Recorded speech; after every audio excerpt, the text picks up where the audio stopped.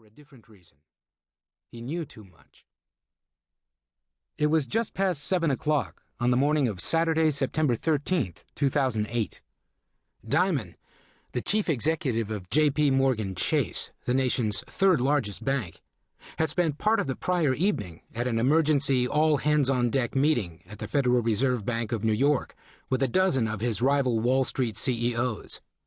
Their assignment was to come up with a plan to save Lehman Brothers, the nation's fourth-largest investment bank, or risk the collateral damage that might ensue in the markets.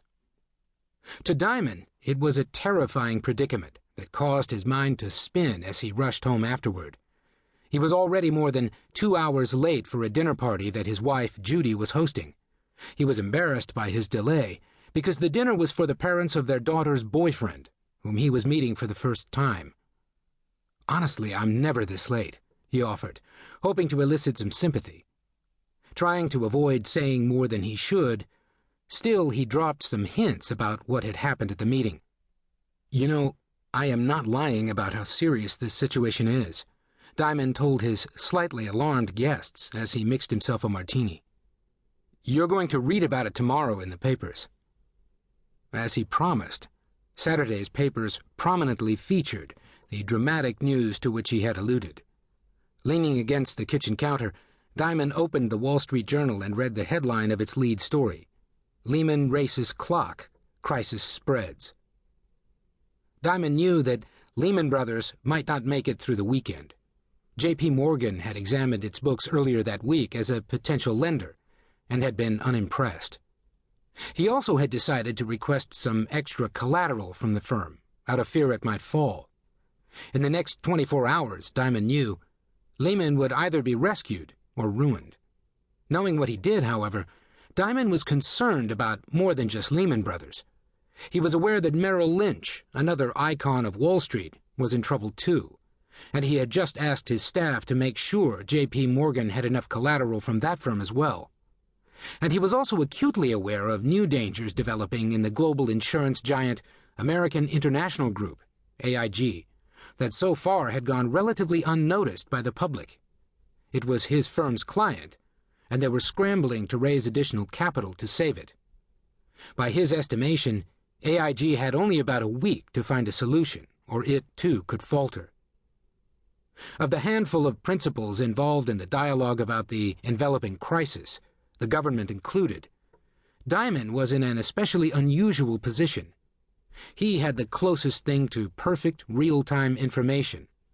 That deal flow enabled him to identify the fraying threads in the fabric of the financial system, even in the safety nets that others assumed would save the day.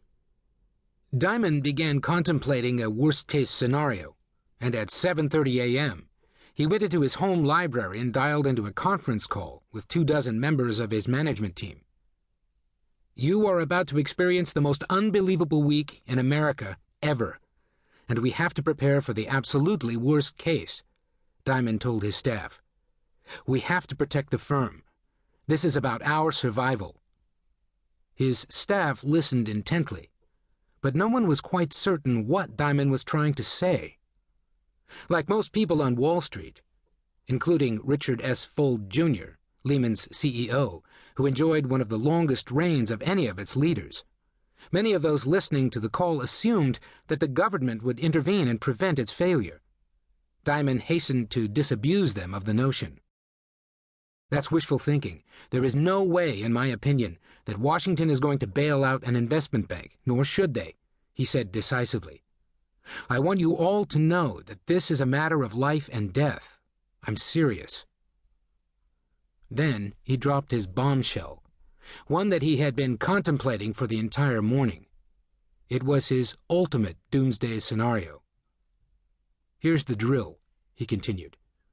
"We need to prepare right now for Lehman Brothers filing." Then he paused. "And for Merrill Lynch filing." He paused again. "And for AIG filing." Another pause. "And for Morgan Stanley filing." And after a final, even longer pause, he added, "And potentially for Goldman Sachs."